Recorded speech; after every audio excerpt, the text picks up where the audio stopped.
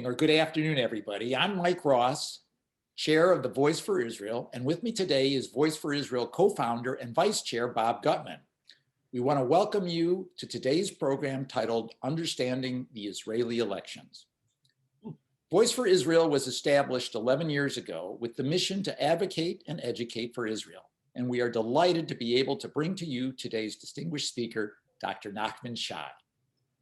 And while we are on the subject of delight, let me just say that for all of us in the Voice for Israel family, it has been a true pleasure to provide and to consume what we hope are interesting, enjoyable, and informative events about a subject we care so passionately about, Israel. If you are not already on our listserv and would like to receive our Voice for Israel emails, please sign up at our website, voice4Israel.com. It's a great way to learn about our programming events as well as that of our partners here in the community and to stay updated about issues related to Israel and the Jewish people with a particular emphasis on local concerns and events. Now about today's program. Bob and I are going to interview and have a conversation with Nachman for maybe 30 minutes. Then we will open it up for audience Q&A. This is we hope this will be an informal and informative event. So to pose your questions, we may wait to the end or we may interpose your questions during our discussion if they seem to relate exactly to what we're talking about. And to pose your questions, just click on the chat link, which you should find at the bottom of your screen. The Q&A link, Mike. No, I think it's just a chat link Okay. I set up. Okay. Yeah, I set up just a chat link. And then I'll hopefully read them or summarize them. At any rate, now I want to turn it over to Bob to introduce our distinguished guest. Hi, everybody, and thank you, Mike. Don't forget to keep your microphone muted until you have a question. I'm going to lead off with a brief introduction and a question, and Professor Shai will respond, as Mike says, over the next 30 minutes. We are counting on your excellent questions, which we will attempt to make brief enough to allow for many questions. Nachman Shai, who I've got to know for the last year and a half or so, is currently serving as a Duke visiting professor, and he's going to be here for 2 years instead of 1, as planned originally. He spent a year at Emory in the same role. I've had the opportunity to watch him in action in his classroom by Zoom. The students love him. Before Nachman became an academic, he had fulfilled many roles in Israel, generally as a journalist and politician, and to great appreciation from his fellow citizens. For example, during the Iraq War, with missiles raining down on civilians, he got to be known widely as the Great Calmer. To name just a few of his roles: commander of Israeli Army Radio, IDF spokesman, Brigadier General, press secretary for the United Nations Israel delegation, and later chair of Israel's Broadcasting Authority. He is author of a book on media war. He has served on scores of national committees, heading many of them.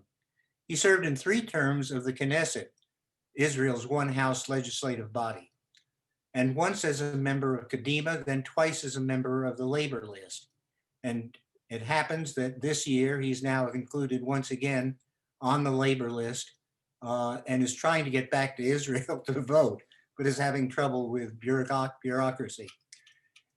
Professor Shai Nachman, we are grateful for your expertise, willingness, and time to help us understand the present and future of the next Israeli elections, which are now only 31 days away.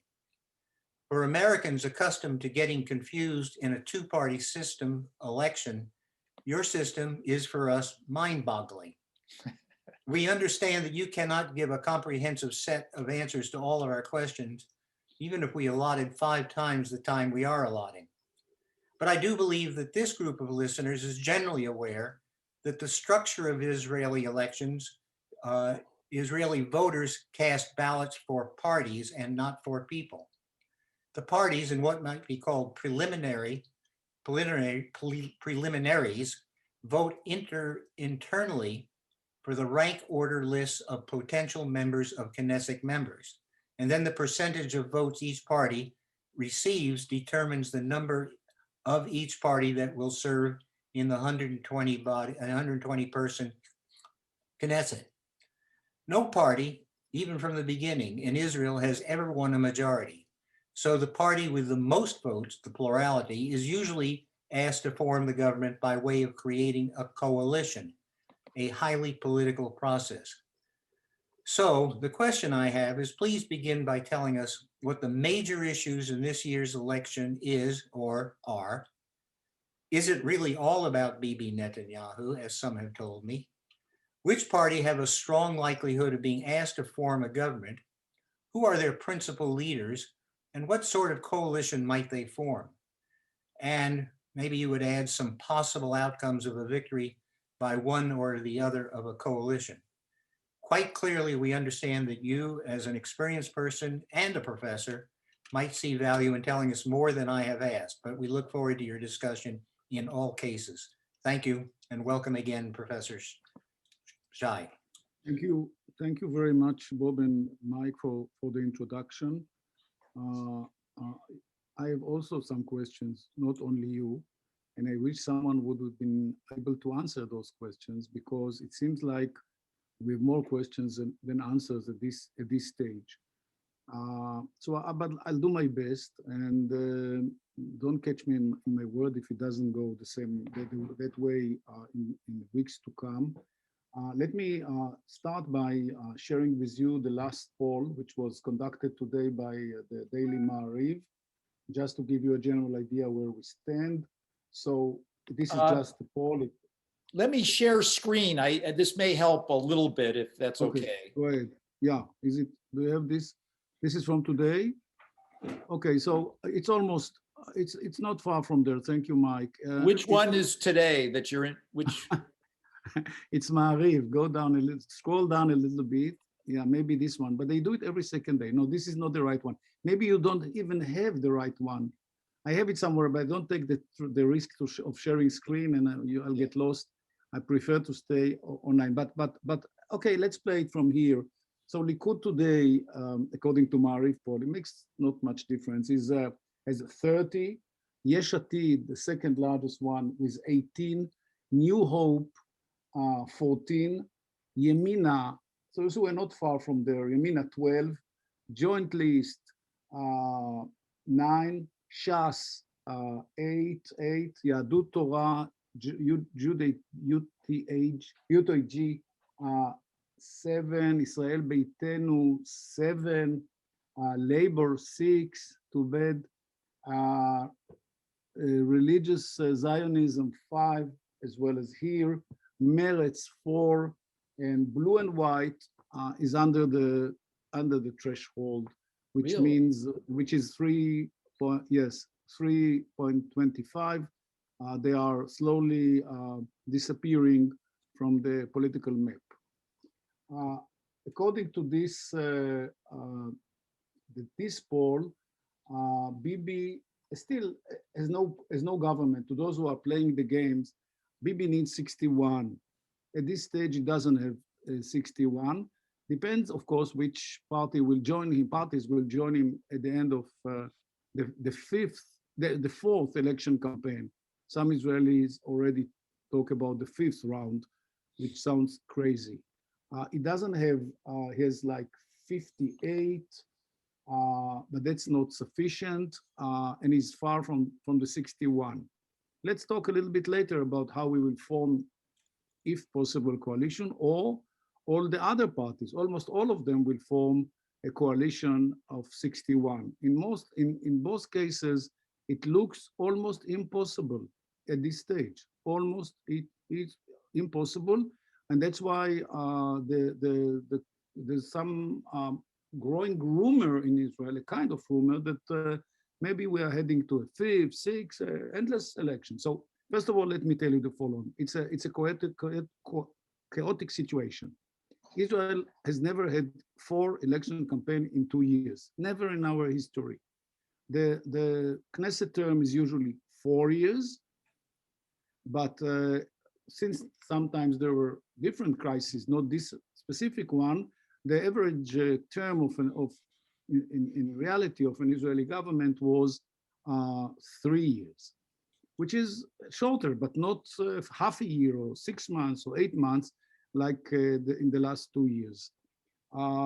The last government was based on two big parties, actually, Likud and Blue and White, which formed relatively strong coalition that should have served the country for a long time, mainly because they also were focusing almost totally on the corona, which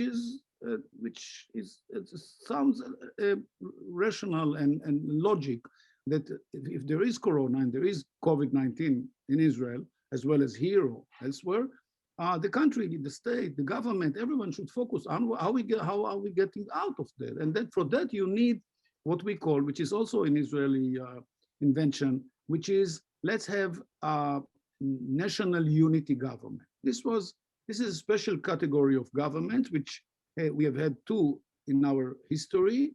They are quite problematic because one party usually neutralizes the other one. So they are hard, it's hard to perform, but if there's no other alternative, let's have national unity government. And this was the basic partition. What partition means that the first prime minister, which in this case was Netanyahu, and the alternate prime minister, which was Benny Gantz, the former chief of staff and the military, they will rotate between themselves after a year and a half, and then again half a year and half a year if they came to the fourth year. But it didn't work. It didn't work out. We are now less than a year after the partition coalition, the partition government started, and they broke. Then they figured out they cannot perform, they cannot function, and new elections were called. And we are now 4.5 weeks before the elections. First of all, I can just point out some of the major developments. One of them is Blue and White. Blue and White was not really a party. It was just. I just want to interrupt. Yes. Blue and White is Kahol Lavan, for those who don't know, on this list. I'm sorry, go ahead. But Kahol Lavan, the Blue and White is not here any longer. Right. Where's Kahol Lavan? Yeah, okay, 4. In today's poll, they went even under, as I said, under the threshold. Kahol Lavan, the Blue and White, you should move them to the front because they were 35. They had 35 mandates, which was a record in Israel history. And Likud, the same number. So actually the two of them, plus the ultra-Orthodox and plus other partners, you had influx, of Knesset members. This actually secured the government for generations. It didn't work out because Yesh Atid, which you see here, the second largest at this point, immediately broke out and said, we are not participating in any government headed by Benjamin Netanyahu. So poor Benny Gantz was left only with 17 Knesset members. And from that on, it just went down and down and down, mainly because most of his supporters, those who voted for him a few months ago, rejected or opposed the participation in a government headed by Netanyahu. This is the reason why they lost all political power. In Israel history, there's only one precedent. This was Kadima, which once was headed by Sharon. I don't know how familiar all our participants in this conference call familiar with all the developments in Israel's political history. But anyhow, Sharon was the last. His party, without him, lost power, and in the same pace in one election campaign they disappeared. This is unprecedented in Israel's history, that a party that had 35 now is probably has been deleted, totally deleted. So this is one. The other player, the new player here is New Hope. What's New Hope? By the way, you always have to choose a nice name for your party. Either Yesh Atid, there is future, New Hope, it's another way. But I don't see any hope either with New Hope or with Yesh Atid. I just don't see it. I mean, I'm Labor. Labor was, is, and will be over. Yesh Atid, probably what they say later, En Atid, which means no future, or the same about New Hope. Next time it will be Old Hope. Okay, so you just playing with games. So yes, it did. Sorry, New Hope was established only 2-3 months ago by former education minister, government minister by the name Gidon Saar, who used to be very loyal to the Likud, but not exactly a close friend of Netanyahu. We'll mention the name Netanyahu here probably scores of time because he's all over this game naturally. So Gideon said, I'm not able to continue with the Likud. They lost their direction. It's not the Likud I know. I'll introduce a new party, as I said, New Hope, and I will be the opposition, the major opposition to Netanyahu, which sounds good. Why not?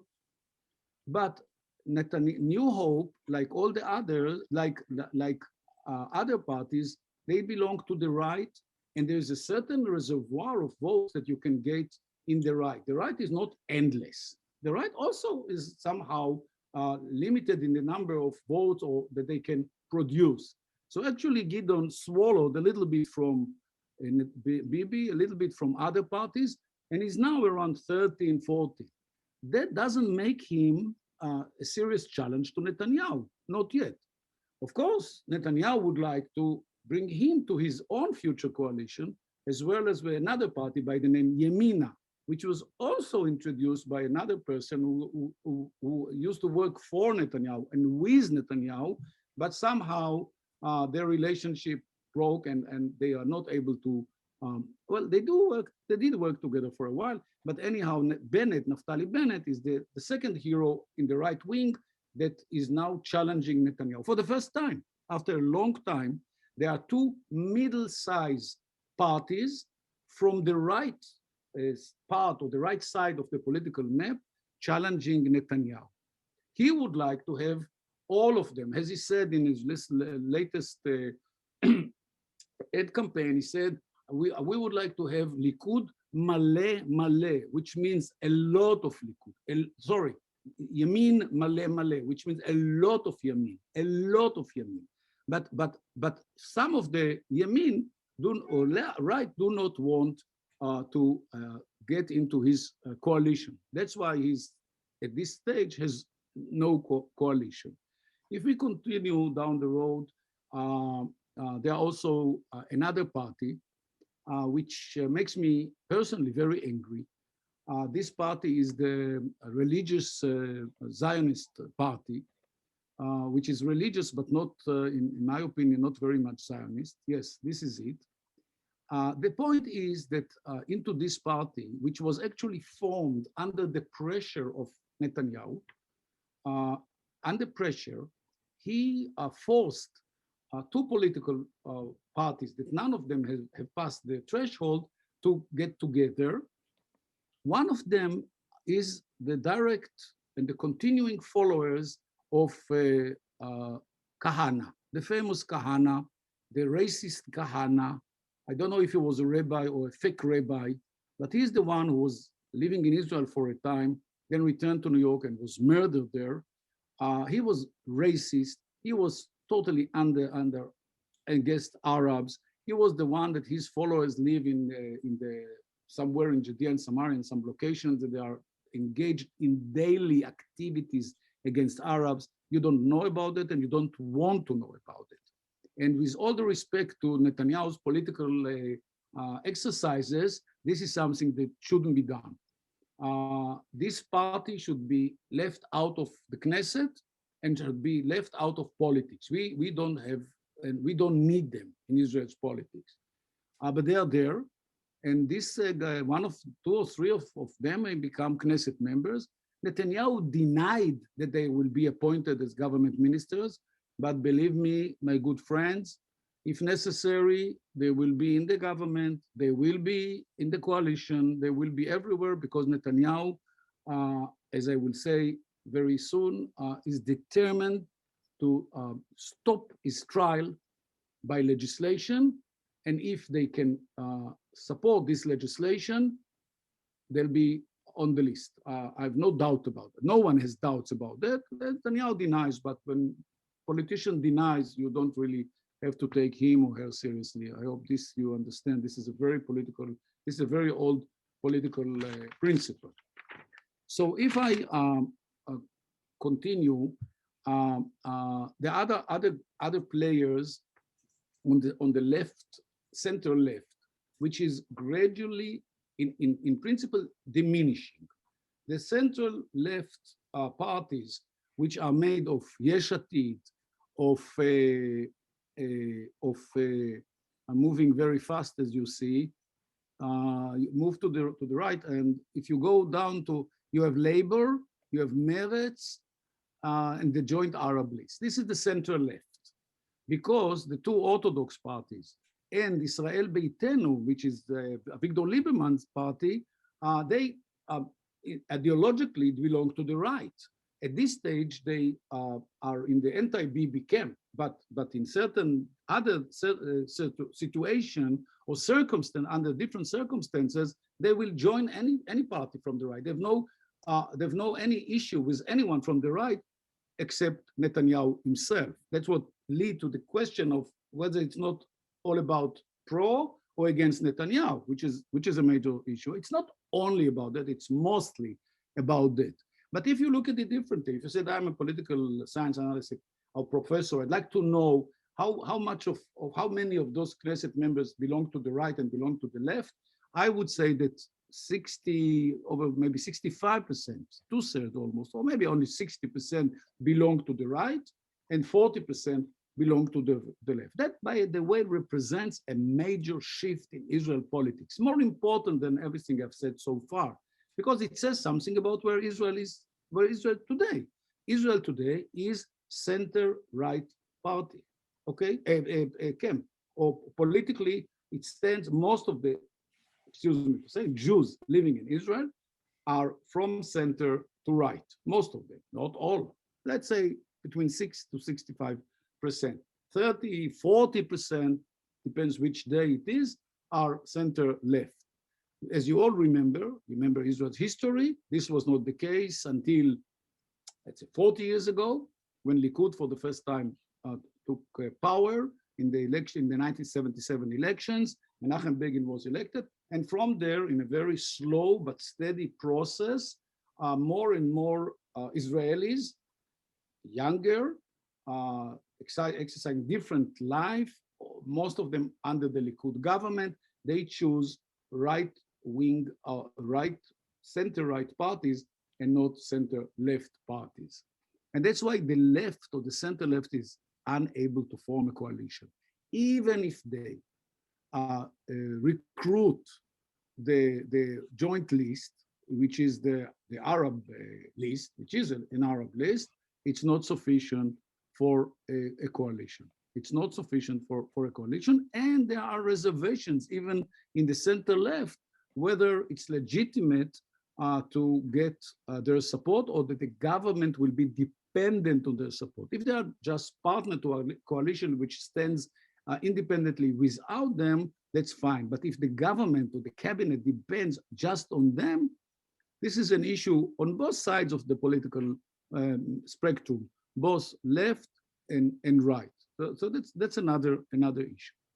Let me add another dimension to all this, which is Netanyahu's trial.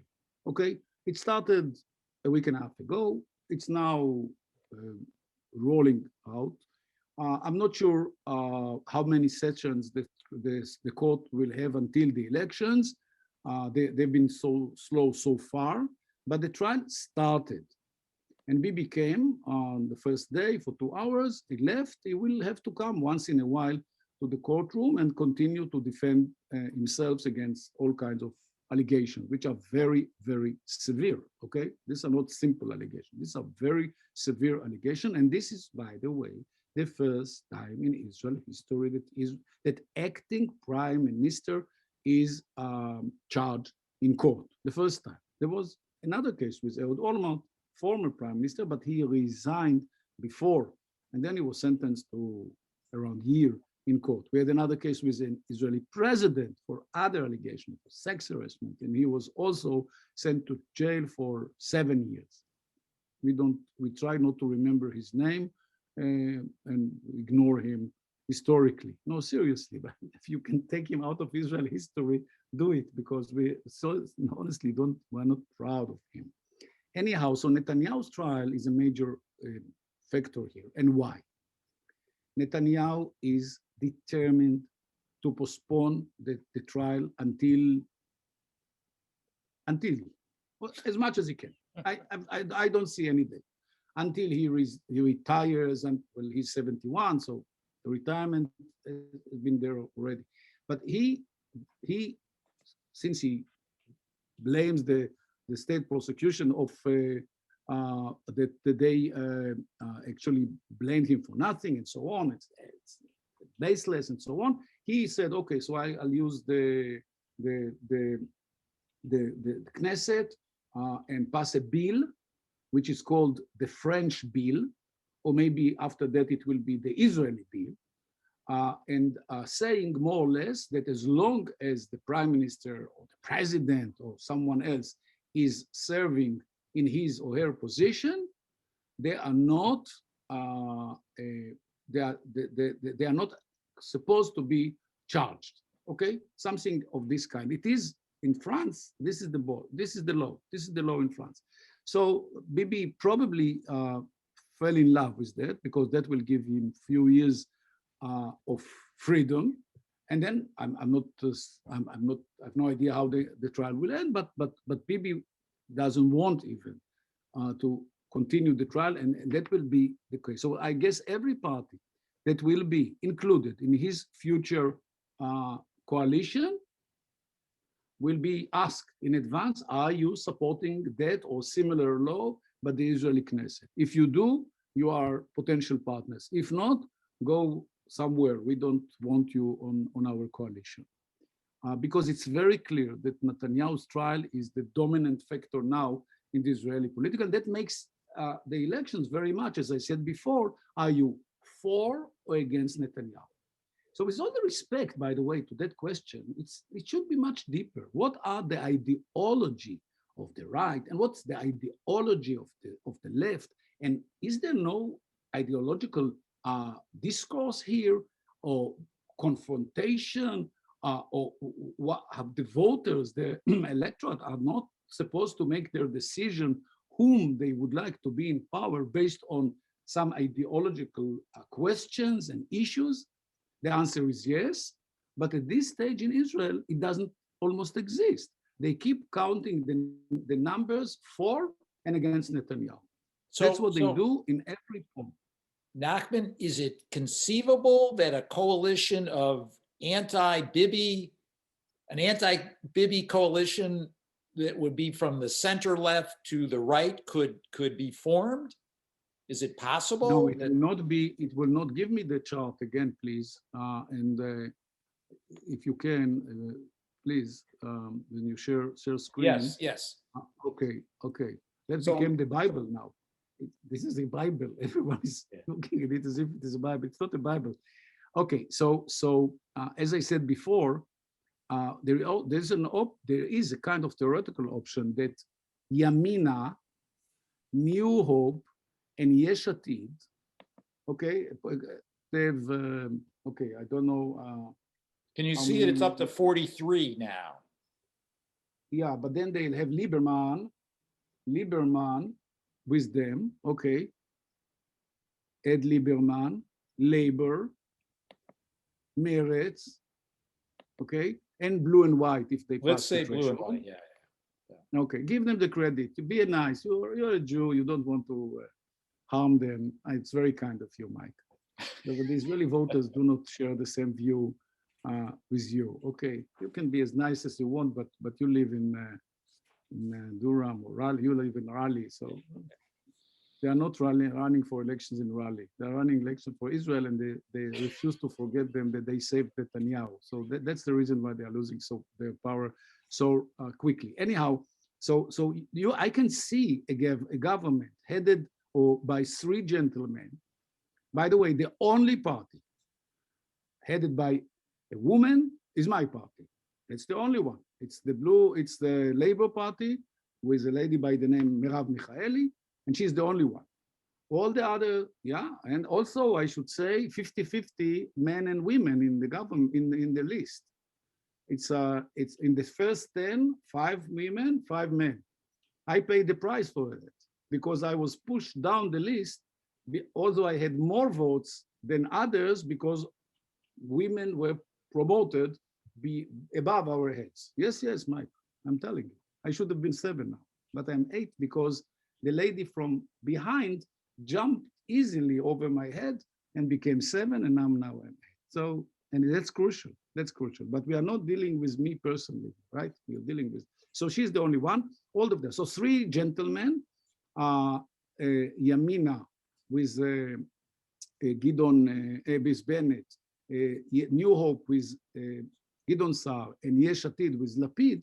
They may try to form a coalition, rotating between the 3 of them, which means not only 2 rotations, but 3 rotations. Israel has never had such a case. And also theoretically, Yamina with 10 or 12 will present a candidate for prime minister. And they said, yes, yes, why not? If you all depend on me, I can make, I can cash in and use that 10 as if it's 40 or 50, because Netanyahu on the one hand and the other parties on the other hand all depend on Yamina. Yamina is the big secret of the elections. Why? No one knows where they are going to be after the elections. And they keep their mouths closed when it comes to that point. They just don't tell you where they are. They keep answering other answers. We are quite professional on not answering the questions we are being asked, okay? You ask about blue and you get white. You ask about black and you get white. I mean, that's a professional attitude. I know how to do it, I don't like it, but they do. You ask them about whom are you going to support for prime minister? And the answer is the corona is terrible and the government failed. Okay, we understand, but now we have another question. Whom are you going to support as prime minister after the elections? And they say, well, what can I tell you? Unemployment in Israel is extremely high and we have to heal the country. I fully understand, but this is just politics. You don't know, you don't hear from them. Unlike both Yesh Atid and New Hope that are confident, they are not going to join Netanyahu by any means. When it comes to Yamina, this is the soft belly of the parties. They are the ones that may set up or determine the future of the elections. If they decide after March 23rd that they join Netanyahu, the question mark disappeared. We know who is going to be Israel's prime minister, which is Netanyahu. But if they choose the center left, that's a different case. But mind you that as I said before, they theoretically and ideologically, they belong to the right, not to the left. So it has to do something. I mean, it's not only about Netanyahu, with all the respect. It's a question, how do you run the country? What are the decisions you make as a prime minister or as a coalition or a cabinet when it comes to Israel's daily business? So it's very hard to predict where Yamina will go and what kind of government we are going to see after the elections. I think I spoke too much because I really want to take some questions. I do have a lot to tell you, more and more, but maybe let's stop here and see what the questions are. What do you think, Mike? Okay, yeah, that'd be great. Robbie Friedman asks, well, you sort of answered, why not form a bloc with Labor, Meretz, Yesh Atid? You sort of answered that. Robbie Friedman is an expert on Israel politics, and he knows as well as I do that it's really impossible at this stage to see a coalition which will include the joint list.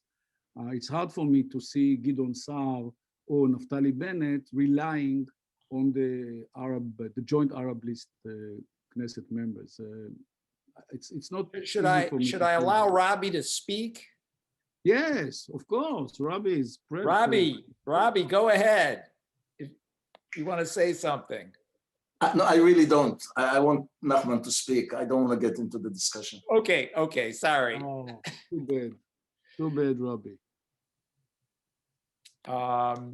What about Steve Rosenberg asked, are there differences between Ashkenazi and Sephardic voters in terms of Yes, where they're going with things? yeah, very, very much so. I would say that in general, the right wing parties or center right is mostly Sephardic, and the center left is mostly Ashkenazi, but with many exceptions. It's hard to generalize because all parties on the left have Sephardic, and all parties on the right have Ashkenazi, including Bibi, including most of his cabinet members, but in general, Bibi enjoys, and Likud historically enjoys a basic, fundamental support from the Sephardic, from the Mizrahi, for the Sephardic population of Israel. It goes back even to the very first days of the state of Israel, the first years of the state of Israel, when they made Aliyah from Northern Africa and from Arab states, and gradually, not immediately, but gradually, the first, those 20, 30 years, they're still very much on the labor side, on the Labor Party side, and they voted for the historical Mapai. But then they moved, there is a certain process here of the rising to power of new leaders from those who were born, or the second generation of North African Jews, or were born in Israel, or came to Israel young, and they came to power through local municipalities, and now they made themselves up on the political echelon, up to the top, and they changed the way. And now, as I said before, right, but also in the right, you see two ultra-Orthodox parties. One is Sephardic and one is Ashkenazi, and both of them support Netanyahu. So it's not really blue; it's blue and white, not black and white. Okay. Okay. So I was going to allow Madi Imbari to speak. He's a professor, by the way. Madi, can you speak? Do I have you allowed to speak? Oh, maybe I didn't do it right. Oh, I can speak now. I think can you hear me? Yeah. Go ahead. You can ask your question. Yeah, I want to ask Nachman about the Arab vote. Recently, we realized that Bibi Netanyahu, who always said without Arabs, is now looking to find ways to collaborate with the with one Arab party, and is seeking to get the Arab vote for himself. And I'm wondering if Netanyahu can do, because they always excluded the Arabs. Arabs are not part of the math. But if Bibi Netanyahu can count the Arabs part of his math, why can't the others count the Arabs as well? Mati, it's a great question. Why? Because we all have to thank Netanyahu as an Israelis. He broke the isolation of the joint list, or in general of the Arabs. And he can do it. It's only Bibi can, okay? It's not only Obama can, but it's only Bibi can. Only Bibi can, in a very short time, moving from one famous statement that you remember vividly 5 years ago, when he called his supporters to get out very late in the afternoon on election day and vote for him immediately before the Arabs will come in masses and will take over the elections. And he saved his government. This was the most inciting message or statement I've ever heard, and it worked. It brought his supporters out. 5 years later, he discovered 2 million Arabs living in Israel. Yesterday, or I don't remember, a few times in the past 3-4 days, 3-4 weeks, he visited Arab villages. He is so happy that they call him Abu Yair, the father of Yair. Everywhere he's interviewed, he said, they call me Abu Yair, you know, I've been to this village, to that village, and they call me Abu Yair. You know, there's so many Arabs supporting me now. So it's only Bibi, believe me. He gave legitimacy to include Arabs in the government in the future. But because, first of all, for the first time in Israel history, Likud has an Arab on their Knesset list. Of course, not in a realistic place at the end of the 30, 35, 36. I mean, even down there, no chance. But doesn't matter. It's significant. And then he himself actually grouped a group of Knesset members from part of the Arab list. They became very close to him.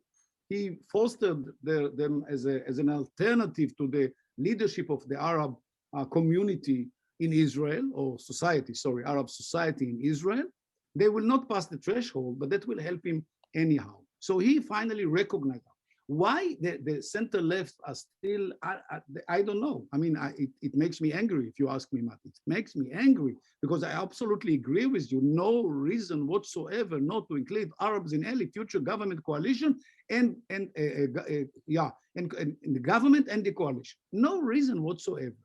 But I'm not sure the Bibi after the election will do that, because if he doesn't need them, he doesn't. If he needs them, well, he has the power and he has the charisma and he has the money, because he runs the state, to convince some of the Arab members of the Knesset to support him. So we'll see how it develops. But let me tell you, historically, the credit goes to him. Even if he didn't mean it, as we say in Hebrew, even if he didn't mean it, it did happen. And it works, and it will work for years to come for the general, I would say, Israeli society, finally to see Arabs playing a very legitimate role in the political game. Okay, I want to let Adam Goldstein speak. Adam, can you unmute and ask your question? Dr. Adam Goldstein, please. Yes. Please. You got a lot, doctors. But I'm not a PhD, I'm not a real doctor. So you are a very real doctor. You're MD, it's more important. So question about the Biden presidency. One can imagine that with the Trump presidency, there would be some utility of the US for Netanyahu. Will it be a counter with Biden, or will just be irrelevant for the Biden presidency for Israeli elections? Well, Netanyahu is now paying the price for over 5 years that he openly sided with the Republicans, and especially with President Trump. That's my understanding, Adam. First of all, Biden has been waiting almost a month until he picked up the phone and called him, which hasn't been. Trump has done it on the third day. With Biden, it took over 3 weeks. Of course, it was a very warm conversation and it went on for an hour and they fully understand each other. We are all familiar with those diplomatic expressions. But you should judge it by the reality. Israel is totally against the return of the United States to the agreement, to the Iran deal, or to the Iran agreement. United States is its own way, is on its way to rejoin the agreement. It's quite clear. The question is whether the sanctions imposed by Trump's administration helped very much to block the Iranians' continuing attempts to acquire nuclear bomb or nuclear materials. It's not clear at all, because now they say they are few months far for acquiring enough enriched uranium to start producing a bomb. I don't know who is right, who is wrong, but it's very clear that with all the credit that Biden may have towards Israel, and maybe even personal relations with Netanyahu, the new administration chose a different path when it comes to the Middle East, not necessarily identical with Israel. And I should give another two examples. They froze the F-35 sale to UAE, which Israel happened to agree with. And secondly, Saudi Arabia and Yemen, they also froze arms trade to Saudi Arabia until they'll find out how to finally resolve the long civil war in Yemen, which is totally different direction than of the Trump's administration. I don't know what it means, but this is just the first month. So we'll see how things develop. as I said before, Netanyahu purposely, intentionally, and publicly, he went with the Republicans. He supported Republicans, and especially, of course, Trump. He made this appearance in front of the U.S. Congress 4 or 5 years ago against the president and his vice president, who happens to be someone by the name Joe Biden. He came to Washington. He addressed the Congress. You probably remember that, Adam, and all the other participants. It has never been done. Maybe, I don't know about history, but especially in the Israeli-US relations, it hasn't been done before. And I guess both Obama and Biden do not forget that Bibi came to the Congress to convince the Congress not to support the president or Obama's administration policy towards Iran. America is a big democracy, but sometimes things like that are not accepted with joyfully, I would say, by the president and his deputy. So along those lines, Steve Rosenberg is asking a couple sort of related questions. He alludes to the Abraham Accords. He imagines it's possible, or is it possible, I guess is a better question, that Israel might attack Iran with the acquiescence of Saudi Arabia and the UAE, and how might Biden and the US respond if that occurred without their acquiescence? I mean, that's a loaded question, I know. No, it's I hate to speak about wars. That's something I had to. But Steve, even if Israel has the capacity, and we invested like $3 billion so far, this is public figure, that only for building the capacity to attack Iran, I don't believe we're going to do it. It was almost on the horizon. I mean, almost, but since the entire, I would say, defense and military senior echelon of Israel, except Netanyahu himself, the head of the Mossad, the chief of staff, all the military and security experts, official. So I told him, we disagree with you. Don't do it. So finally, it has never happened. And this was 3-4 years ago. I don't expect Israel to attack Iran. We need America next to us. We wouldn't go to such a strategic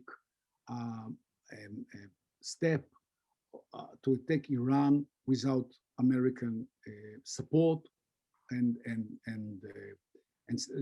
agreement with us. And I don't expect this administration will go with us hand by hand when it comes to Iran. We'll have to focus on the negotiation, on the diplomatic negotiation. If it's open now, if it's being open now for negotiation, we should be there. We probably will be around discussing the Israelis' priorities and make sure that America will try to introduce new clauses to this, new limitations, I would say, on Iran in terms of ballistic missiles, in terms of terror, and there are many issues that were left behind or left outside by Obama at the time. They should be back on the table, but it will be done diplomatically. Of course, as we always said, we never forget and we never check out the option of military strike. It should be on the table, on the side of the table. And the Iranians are aware of it. But again, I'm telling you my own opinion. If it happens, it happens. That I don't expect Israel to do anything unilaterally, and it wouldn't. And America wouldn't let us attack Iran. That's my understanding. So Bob Goldwasser and Hillel Koren also are asking somewhat related questions about the strength of all these small parties. Is there any possibility that there will be election system reform where the strength of the small parties is diminished so that there's a better choice between a smaller number of parties so that coalitions or ruling governments can be formed more easily? Yeah, it's a good question, Bob and Hillel, because we've been discussing that a lot. And I was a member of Knesset for 10 years, and I was looking for some election reform, and they never occur, except raising the threshold. The raising the threshold, by the way, initiated by, that's what, by the way, is very typical. It was actually Victor Lieberman's initiative to raise the threshold, because at the time there were 4 Arab parties, make of 3 or 4 members. So Lieberman said, why don't we raise the threshold and they will disappear, the 4 parties. Ideal world without Arabs in the Knesset. You know what was, I guess you know what the outcome was. They raised the threshold and the 4 parties got together and institute one single list, which had at the peak, they had like 13 or maybe 14 Knesset members. I think 13 was the most. And so it didn't work. Now, again, one of the components, one of the parties decided to go on its own way, and they would not pass the threshold, which will serve Netanyahu this way or another. But those who do not let any reform almost in Israel are the ultra-Orthodox. Any election reform, anything, neither regional reform to give more representation for the periphery, for example, nor any, they don't, and by the way, they are the major opposition to any constitution in Israel. Israel has basic laws, but doesn't have constitution. It said no constitution, no way. Since 1948, no constitution. So at the same time, they also will not let to make any changes. Not that they are close to the threshold. They are now 7, 8, they are safe because their constituency will always vote for them. They are secured. They have a secured constituency, that electorate, sorry, that will always support him. But it doesn't matter. They don't want to touch it. They said, leave it as is. So I don't expect anything to happen. We live with the 3.25% for good or worse. We'll see how it develops. The point is that if you don't pass your party, a small party like Blue and White and Meretz, and even Labor is not far from there. If they don't pass the threshold, all the votes are lost. They're not being counted. As if they, so it means that thousands and thousands of votes are just going away. And they recount the votes and the Knesset, the number of votes you need for one Knesset members again, and that changes the calculation. Okay, so if you, and that makes probably the Likud will make it stronger if none of the small parties, which all belong to the center left, just disappear.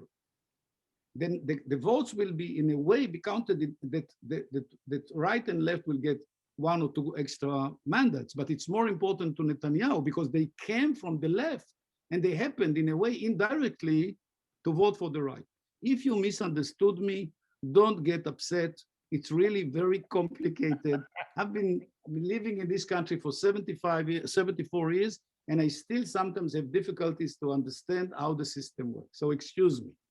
So Bob has a very complicated, just to show really the most complicated aspect, or one of the most complicated, I guess that's, Bob, why don't you ask your question that I see that you put Of up. course, this, I don't mean to make this complicated, but I have heard that well, I know from reading that the 4th election came about because of some shenanigans about voting for a budget.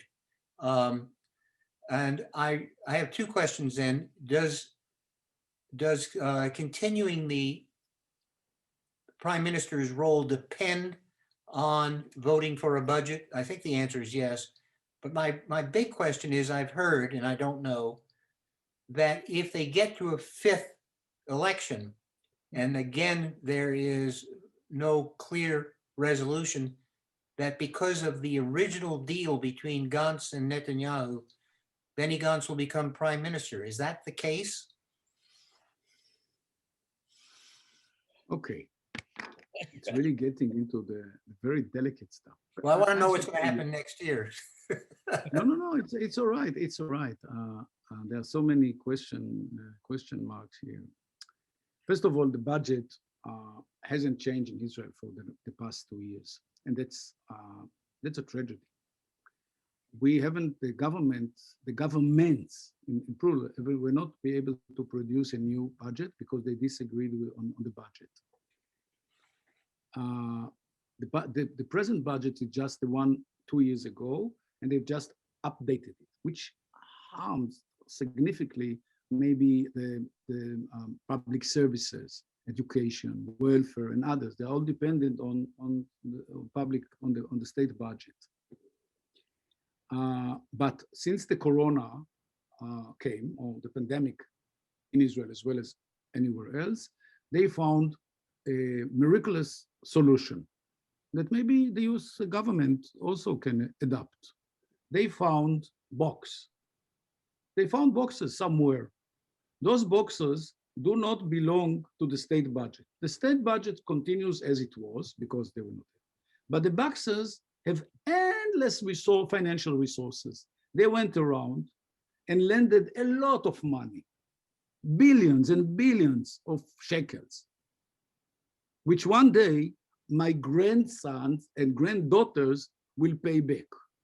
I'm not sure that my children will be able to, but so I leave it for my grandchildren. Thanks God I have 8 grandchildren, so they know that we are going to pay and pay and pay for this beautiful era where the government was giving money free to the Israelis, much more than your government gave. And the money is all over for small businesses, for what we call independent workers, for almost every Israeli got paid, which is nice. It makes them happy. But the outcome is very severe because those boxes should be refilled somehow. And somehow, somewhere, sometime, Israel will have to pay the money back.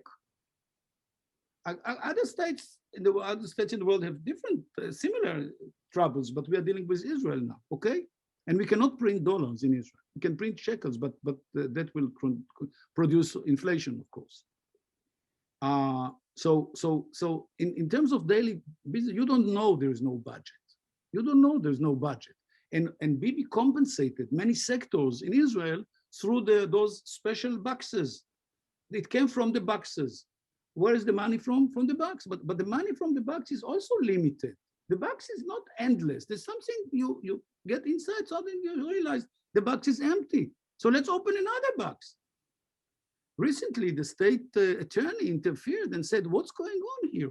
They wanted now, at the eve of the elections, to allocate billions of Israeli shekels, and based on the lack of unemployment, lack of money, I mean, the people need money. So the state attorney or the legal advisor to the government is the same capacity, this one person with the capacity said, what's going on here? I'd like to know. This is election bribery. He said, what are you doing to do? To bribe 9.2 million Israelis now at the eve of the election, 4 weeks before the election, you start giving money free? Why? Not why, but how are you going to do it? And what is your economic plan, he said. It has to come in a certain economic plan. If you introduce a certain economic plan, okay, maybe there's some logic, but why? How are you going to do it? Not just giving money free. So it was told, but believe me, Bibi will find a way how to go beyond his back and to give money as much as he can, to allocate money to the general public, which shouldn't be done. Not everyone needs money. You have to give money to certain sectors, those who produce work, those who produce labor, those who will hire the unemployed workers. You have to save literally the country economically because we are in deep trouble. Yes, many Israelis were vaccinated. That's true. 4 or 5 million people are vaccinated, and many of them for the second time. That's terrific. But that's not all. It doesn't tell the whole story. Even if you are vaccinated, you still have to work somewhere and to produce something. So, and you'll pay taxes for the state budget. And that I don't see where will it come from. So I have to. We're at the end of the hour, but I have to raise another issue, and you can. I hope you're comfortable. But I Googled Israel elections yesterday just to look up stuff, and you should have watched Duke playing Virginia. Well, yeah, right. Well, okay, yeah. Which is 66-65. So Thanks instead God. of that, what comes up the third down on the Google list is your name. You are in the news, and I'd be remiss not to mention it. What's going on? So for our audience, he's in the election. He wants to get back to Israel. And there are stumbling blocks for him getting back to Israel because of restrictions related to coronavirus, I suppose. But Yeah. so you want to talk about that at all? What's going on? Yes. If you can save me and fly me to Israel on a private jet, I warmly will thank We'll you. start a GoFundMe program. 20,000 Israelis have appealed to the government to let them back to the country because from so many reasons they're stuck out of the country and are not able to come because the airport theoretically is closed, but practically it's open. And I'm one of them. I want to come back, and I booked a flight, of course, to join the election campaign. I'm 8th on the labor list. There is a certain chance, but never mind. By the way, I ran my campaign in the primaries from here, on Zoom, on the phone, on many, electronically. So I was relatively successful. And now I want to come back. So I appealed to that committee, which is a governmental committee, and they said, no, you haven't provided us with a reason, or justified reason to come back. I said, are you crazy? What do you mean? What do I have to do? I have to be in Israel. Not to vote, which is another issue, but to be elected. I mean, I can be elected even though I'm here, but this is not fair. This is not fair. I wouldn't be able to teach at Duke, and at the same time, my friends will run like crazy all around the country, interviewed on television, visiting high school, even if it's on Zoom, but you have to be in the country. You can't be sit here in Durham and run your campaign. And so I appealed. I mean, since they turned me down, I sent another request. And if it doesn't work, I guess tomorrow or the day after, we'll appeal to the Supreme Court. And because I think this is a violation of my basic rights to be part of this campaign, to vote and to be elected. So you could get to the Supreme Court? Like here, it takes like years to get anything to the Supreme Court. No, our Supreme Court is different. Not only did the Prime Minister or the President, thanks God, are not allowed or not eligible to appoint Supreme Court judges, like in your system, which I don't like very much. In our system, they're appointed in a different way. Every single Israeli, man and woman, Jew and everyone, is eligible to turn to the Supreme Court, to appeal to the Supreme Court and raise his case with the Supreme Court. And they will respond immediately because of the timetable. They expect that that's one of the issues, by the way, of the government, the Supreme Court, that they feel like they have the liberty to discuss everything in the Supreme Court. That's one of the issues that the government is very upset about. The power, the growing power, or even the existing power, exaggerated power in the government eyes of the Supreme Court. But as I said before, for 10,000 shekels, $2,500 or a little bit less, you turn to the Supreme Court and you give you. So if by tomorrow there's no positive answer from this committee, which I don't know what it is and where it is even, I just sent my request on the network, on internet. If they don't come back, we'll appeal to Supreme Court and we'll see how it works. Well, Nachman, I can't thank you enough. This has been so informative. I could listen to you and go on, but we have to let our guests go, and we'll let you go. But thank you.